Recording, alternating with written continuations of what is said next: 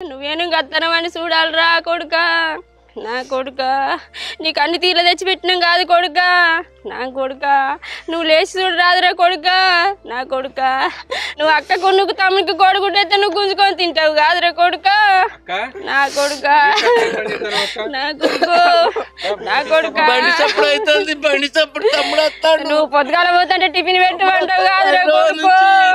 నా కొడుకా వీళ్ళందరూ వచ్చారు కాదురా కొడుకు